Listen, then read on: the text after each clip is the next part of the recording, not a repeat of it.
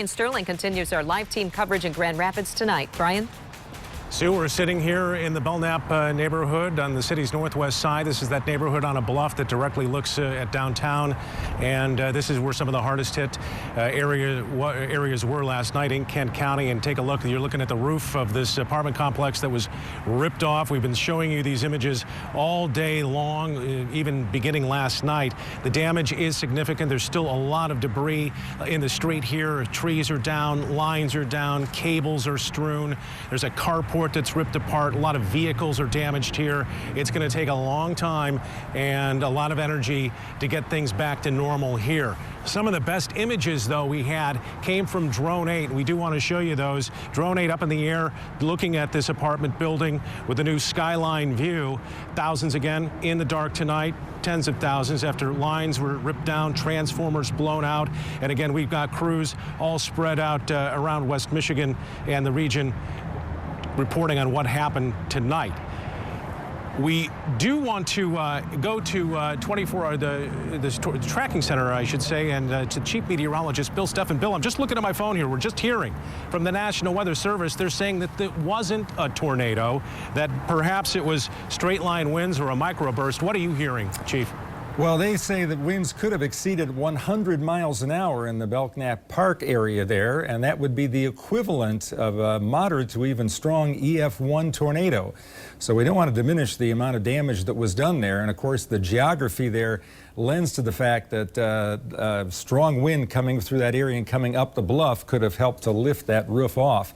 But I want to read along with some of what they say here. It says a more concentrated area of damage was found in Grand Rapids, especially to the east of US 131, and wind gusts locally exceeded 100 miles an hour here along the entire 50-mile swath of damage, which began, by the way, north of Allendale. This entire 50-mile swath, there was little evidence of lofted debris, which would be typical of tornadoes, though brief swirls likely occurred within this swath. The damage occurred there were several areas where the damage was a little bit more pronounced in the Ada and Lowell area, and also just to the west of Sunfield, which is south of Interstate 96. Again, we're looking at wind gusts in the Lowell area that were at least as high as 75 miles an hour, and in downtown Grand Rapids, where wind gusts could have exceeded 100 miles an hour. You're looking at the damage there, the roof that has come off. You can see the geography there on the right side as that wind was coming right to left. It has to lift to come over the apartment complex there. And there you see it again. Note that there isn't any debris to the right of the apartment complex. Everything seems to have blown backwards to the left, blown to the east, and that's an indication that, again, this was straight-line thunderstorm wind. By the way, straight-line thunderstorm wind has been measured as high as 175 miles an hour. So again, I don't want to diminish this. You can have some tremendous damage coming from straight-line thunderstorm winds, and I think that was accentuated because of the fact you had that bluff there and the wind had to kind of crawl over that. If you want to get into the physics of that, that's called the Bernoulli effect.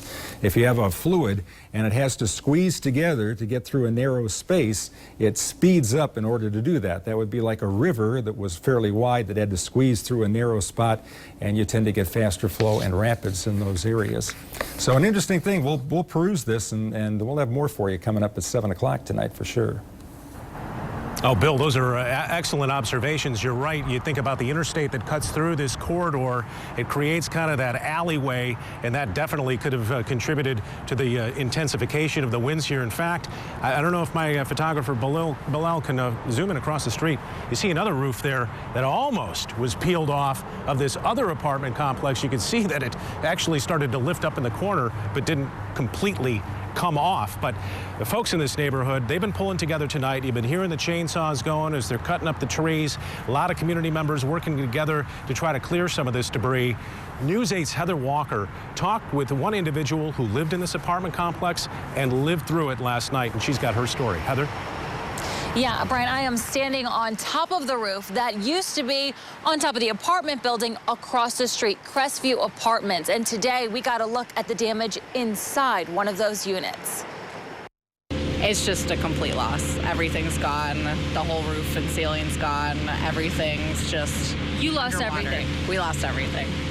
Cell phone video from inside Lindsay Williams' apartment this morning shows there's no roof left. It was ripped off by the winds. You walk through our apartment, it's all sky. She just happened to be out to dinner with her boyfriend when the storm came through. It was perfect timing. Lindsay says many of her neighbors were also gone.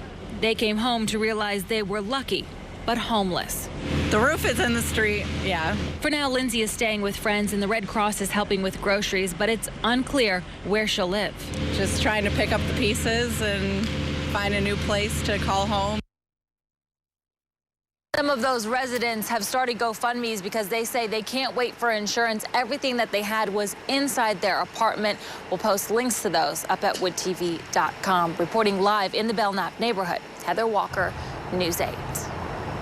Heather, thank you. Of course, the damage wasn't just limited to the Belknap neighborhood. A lot of areas to the east of us suffered damage as well. One of the harder hit areas in Ada. And that's where News 8's Donovan Long spent his day. He has a report from the cleanup there. This storm sure did strike a mighty blow, leaving behind damage like these downed trees all over this area in Ada. Now, neighbors and workers remain steadfast in their efforts to clear roadways and driveways that are littered with debris. It looks bad. Crews worked to rebuild what the storm tore down in Ada Wednesday night. It's like a jungle down through there, trees everywhere. Bill Byrne of the Kent County Road Commission tells me he's surveying the area, making sure it's safe for workers to clean up. Walking down through there, you can't even see the road. There's so many trees down through there. You got to walk around, and that's what you got to be careful. You don't know what's out there. Byrne says his workers' first priority is clearing these main roads so homeowners can pass through. They're out there right now on Pettis and Honey Creek and trying to get those opened up. Because there's a lot of trees on a lot of roads out here. As crews continue removing debris like the damage on Dogwood Avenue, they kindly ask you to do your part to help them. If there's a down power line, stay away. And that's what we preach also to our forces and to the public.